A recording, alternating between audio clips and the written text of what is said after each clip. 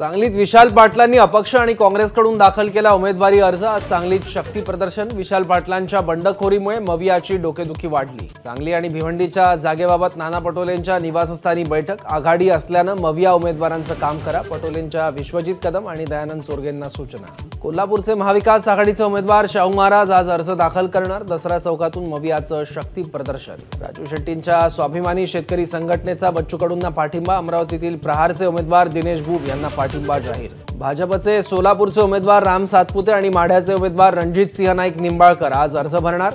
फडणवीसांच्या उपस्थितीत भव्य road show. नाशिकच्या जागेचा तिढा लवकरच सुटण्याची शक्यता। मध्यरात्री अजय बोरस्ते आणि मुख्यमंत्र्यांमध्ये चर्चा। तर ज्यांना तिकीट देणार त्याचा प्रचार करणार, भुजबळांकडून पुन्हा एकदा स्पष्ट।